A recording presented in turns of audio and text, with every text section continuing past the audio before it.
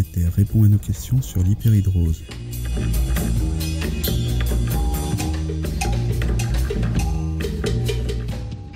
L'hyperhidrose, c'est le fait de transpirer trop. Le corps a une fonction essentielle qui est la fonction de transpiration qui permet le maintien de la température à 37 degrés.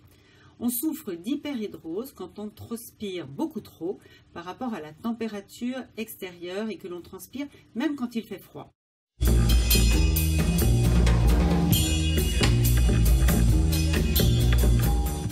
L'hyperhidrose a deux gros chapitres, l'hyperhidrose primaire et l'hyperhidrose secondaire. On va tout de suite parler de l'hyperhidrose secondaire. L'hyperhidrose secondaire, c'est celle qui est en rapport avec une pathologie, soit un problème thyroïdien, soit de l'hypertension, soit une augmentation de la glycémie. Donc on doit toujours éliminer cette cause. Après, on peut donc parler de l'hyperhidrose primaire, c'est-à-dire l'hyperhidrose essentielle, sans raison, et qui est essentiellement liée au stress, à la concentration et aux émotions.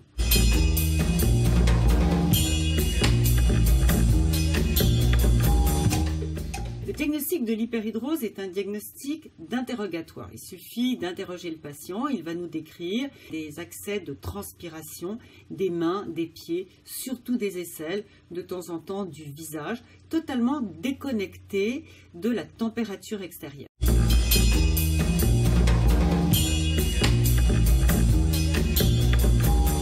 L'hyperhidrose en général apparaît à l'adolescence, au moment où les glandes surrénales, entre autres, se mettent en route et sécrètent des hormones comme le cortisol, qui sont l'hormone du stress.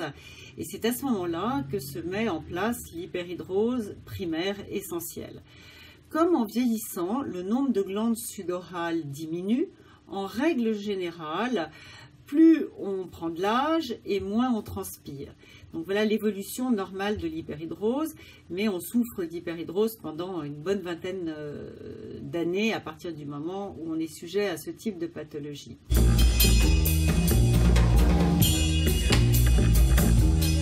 Alors comment traite-t-on l'hyperhidrose? L'hyperhidrose, dans un premier temps, on va essayer sous les aisselles des antiperspirants, mais ça pose un petit peu le problème des sels d'aluminium dont on ne connaît pas aujourd'hui la dangerosité. Et puis de toute façon, dans la très grande majorité des cas, ça ne marche pas suffisamment. Alors l'hyperhidrose se traite essentiellement en fonction de la localisation.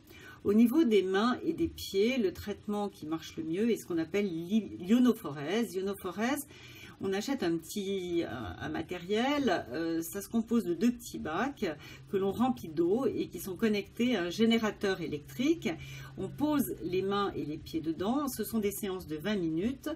Il faut les répéter et on peut en attendre un résultat, une amélioration moyenne de 60 à 80% suivant les patients.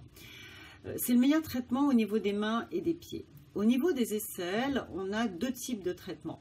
Soit le botox. Le botox, ce sont des injections d'un produit qui va bloquer la contraction musculaire et comme les glandes sudorales sont entourées de petites myofibrilles, eh bien elles ne peuvent plus se contracter. L'avantage de cette technique, c'est que ça marche chez 100% des patients, quelle que soit la température, on ne transpire plus du tout. L'inconvénient, c'est que ça coûte cher et que cette action et ce résultat est transitoire, efficacité entre 4 à 6 mois suivant les patients. Aujourd'hui, pour l'hyperhidrose axillaire, on a un traitement qui marche excessivement bien, c'est ce qu'on appelle le Miradry, ce sont des micro-ondes. C'est une petite intervention qui se fait au cabinet des médecins qui sont équipés, essentiellement des dermatologues. On fait une anesthésie avec un gros volume d'eau.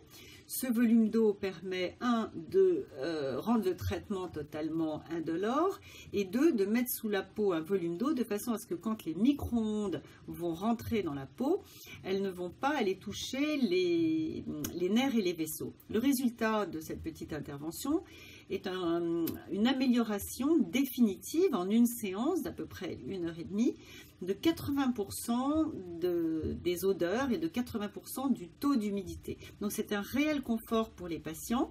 Et un petit peu cerise sur le gâteau, cette intervention Miradry améliore également la pilosité puisque dans le même temps, on épile définitivement 60 à 70% des poils.